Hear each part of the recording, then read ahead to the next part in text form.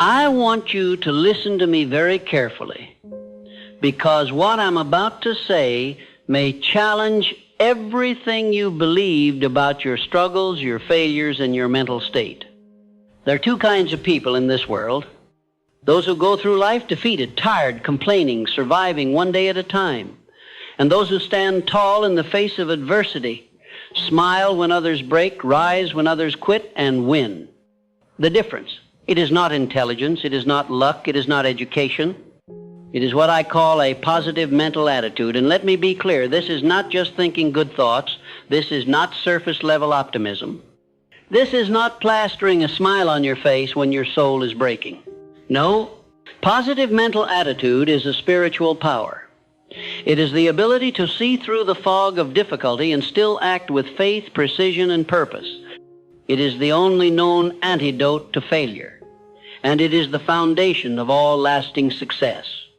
I spent over 25 years interviewing the most powerful men of our time: Carnegie, Ford, Edison, Rockefeller.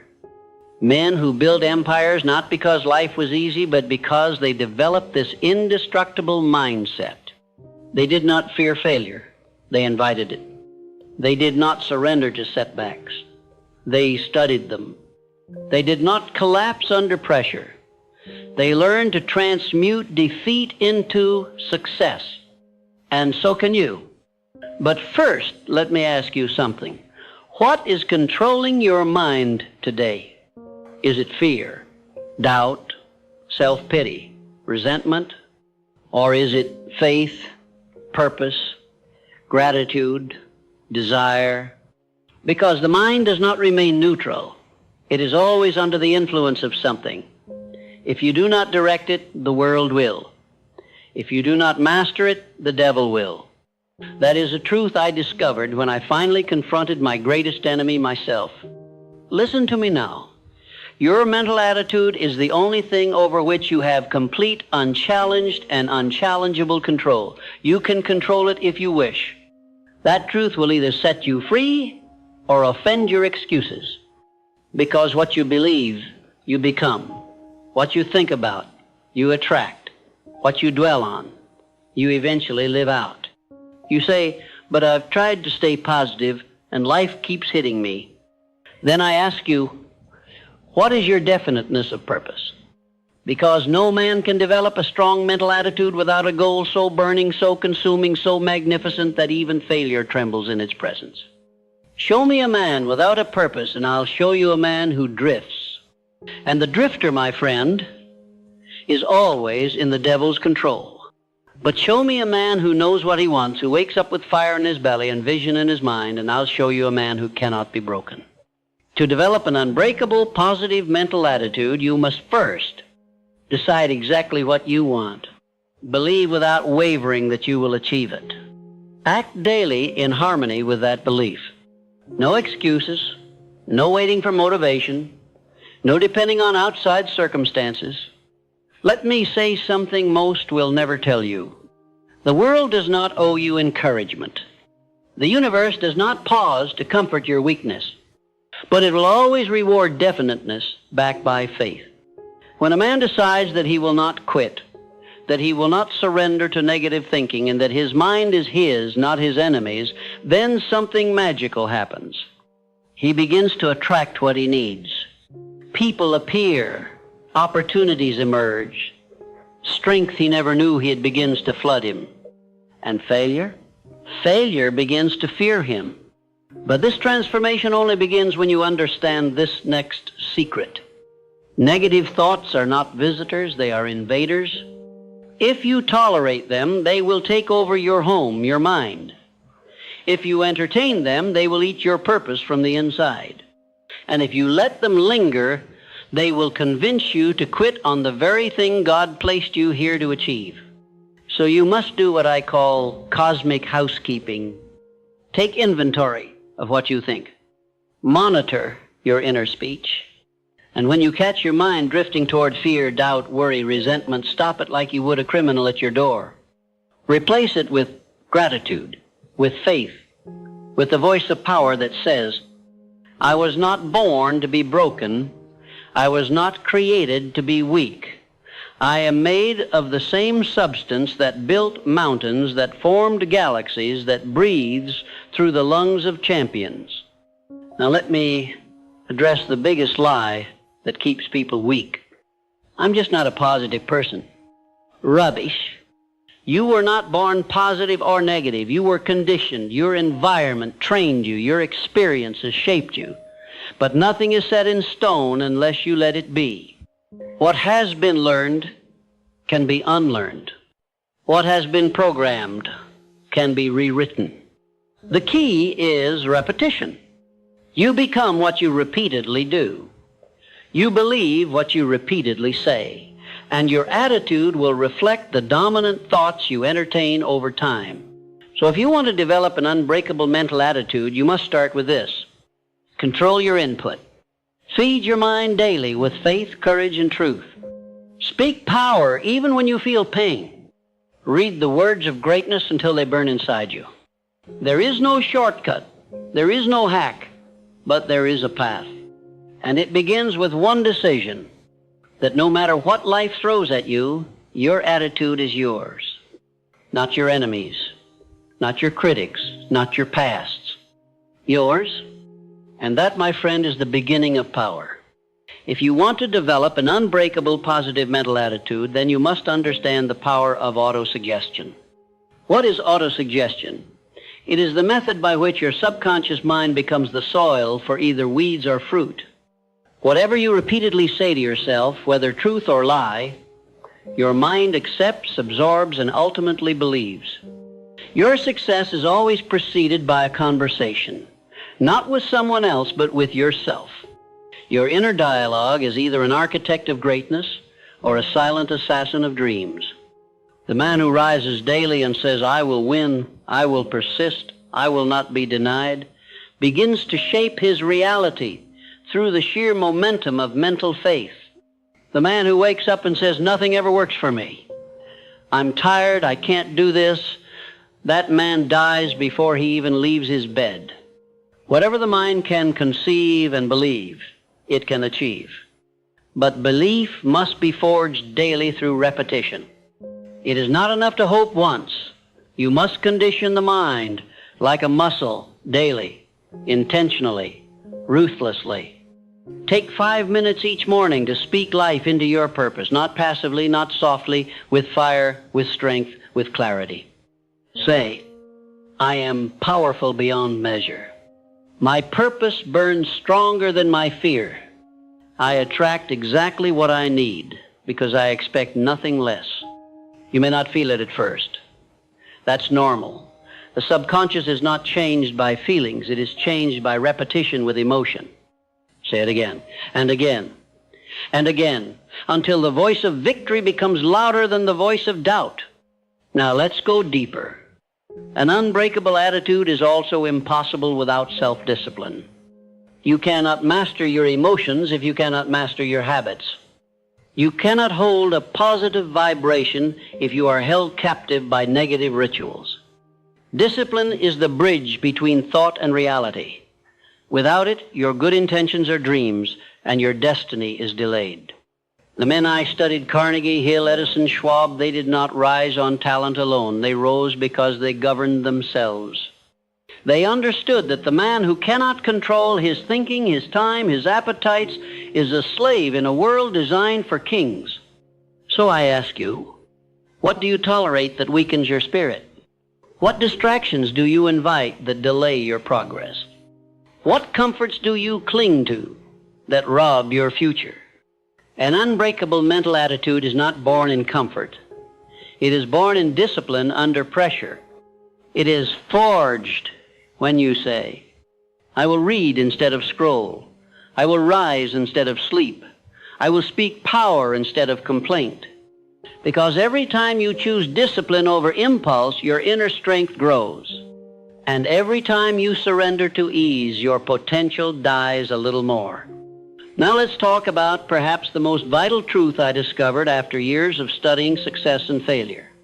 Every adversity carries with it the seed of an equal or greater benefit. If you truly believe that, you can never lose. You may bleed, you may fall, you may suffer, but you will never be broken. because you'll know this is not the end, it is the test before elevation. Look back on your own life. The greatest lessons didn't come in comfort, they came in collapse. The greatest clarity didn't come when things were easy, it came when the storm hit and you had to decide whether to drown or rise. So I say to you, develop the habit of expecting the good in the bad. Train your mind to say, this pain is preparing me. This failure is redirecting me. This delay is protecting me. And what happens? You become unshakable. You become dangerous to defeat. Because life can't hurt a man who grows stronger every time he is hit. Now, let me reveal another core teaching from my life's work. You are never a victim of circumstance. You are only ever a victim of your response. Two men can face the same setback. One becomes bitter, the other becomes better. The difference? Mental attitude. When life slaps you across the face, you get to decide, will I curse it or will I bless it as the teacher that it is? When someone betrays you, you get to decide, will I become resentful or will I become wiser and stronger in boundaries? You cannot control what happens, but you always control what it becomes. This is the great secret of positive mental attitude. It doesn't remove difficulty, it redefines it. It doesn't stop the storm, it teaches you how to walk through it with purpose. Now let me warn you, there will be people who hate your mindset. They will mock your optimism. They will call you delusional, unrealistic, or naive. Ignore them. Most people are addicted to mediocrity. They've made a habit of hopelessness. They are threatened by anyone who dares to rise while they've made comfort with crawling. You must cut off mental infection at the source. Surround yourself only with those who speak life. Avoid those who feed your fear. Tell me who your enemies are, and I will tell you who you are becoming. But also, tell me who your friends are, and I will tell you the limits of your future. Environment is stronger than will. If you spend your time in darkness, don't expect your mind to shine. You must choose carefully what you allow to influence your attitude, because what enters your ears enters your spirit. Finally, let me leave you with this truth. You do not need permission to develop this power. You do not need a degree, a title, or approval. You need only one thing, a decision. A decision to own your thoughts. A decision to lead your mind instead of being led. A decision to become the kind of person that nothing can break because your attitude refuses to surrender. If you make that decision today, if you say, from this moment forward, I no longer rent my attitude to circumstance, I own it, I lead it, I protect it, then you are already halfway to greatness. Because the world bends to the will of those who stand tall in spirit even when the body is weary. Stand tall, my friend. Now, let us now finish this. You've made it this far. That tells me something about you. It tells me you're no longer content to merely survive. You want to master life, and mastery begins in the mind. The final layer of building an unbreakable positive mental attitude is this. You must have a chief definite aim. Without purpose, the mind drifts. Without a burning goal, the mind wanders like a leaf in the wind, pushed and pulled by fear, doubt, distraction, and weakness. You must anchor your mind to something greater than comfort. You must wake up every day with a reason so powerful, so vivid, so personal, that nothing can shake it out of you, not fear, not failure, not fatigue. Your definite chief aim is not just a goal, it is your identity in action. It is who you are becoming, directed by vision and sustained by obsession. Every man I ever studied who rose to greatness, every one had this. They didn't kind of want it, they didn't hope for it, they lived it. Their purpose was not something they did, it was something they became. Ask yourself, what do I want so badly that I am willing to suffer for it? What do I crave so deeply that I am willing to be misunderstood, ridiculed, doubted, and even alone to achieve it? What kind of life would make me feel that every breath I took was worth the pain it cost? Once you have that, burn it into your subconscious. Read it aloud morning and night. Feel it as already done. Speak it with emotion. Write it in stone, because vague desires produce vague results. But clarity commands the universe. And once you are clear, once your purpose is fixed in your mind like the North Star, your positive mental attitude will become not just your shield, but your sword. Now listen to me carefully. The man who has a purpose and protects his mental attitude becomes unstoppable. He may be delayed but never denied. He may fall but always rises. He may struggle but never retreats. Why? Because he understands that attitude is the hinge upon which the doors of destiny swing. Your attitude determines whether a failure becomes fuel or your finish, whether a loss becomes a lesson or a lifelong excuse, whether a hardship becomes your downfall or your rise. But you must protect that attitude like a warrior guards his sword. You must defend it from negative influence. This includes toxic people, poisonous media, and your own inner critic. Mental laziness. This includes gossip, self-pity, and any thought that lowers your energy. Victim thinking. No matter what life throws at you, take responsibility. Own it, shape it, rise from it. Never let another person or situation decide the meaning of your life. That power is yours alone. Now allow me to speak directly to your heart. As a man who spent his life studying the greats and lifting the forgotten, you are not here by accident. You were created with a purpose. You have something the world needs. Your very existence is proof that your destiny is real. But it will not manifest if your mind is filled with fear, self-doubt, and excuses. Your job is to cleanse your inner world. Feed your mind the words of greatness. Read biographies of giants. Speak affirmations. Take bold action. And above all, think thoughts that lift, expand, empower, and direct you forward. Every time you do, you grow. Every time you allow fear to control your mind, you shrink. Growth or decay, that is the choice. Every single day. Now let me give you a rule that has never failed me. Act as if it were impossible to fail. I don't say this lightly. I say it because fear has stolen more dreams than failure ever could. The fear of failure keeps men small. The anticipation of defeat is often more powerful than defeat itself. But what happens if you remove the possibility of failure? What if you say, I cannot fail, I can only learn, I cannot lose, I can only adjust, I cannot break, I can only bend and bounce back stronger? That, my friend, is power. That is the seed of an unbreakable mind. Because you no longer hesitate. You move. You speak. You create. You command. And in that commanding fear runs, doubt flees, and the world responds. Because confidence is magnetic. Certainty is rare. And those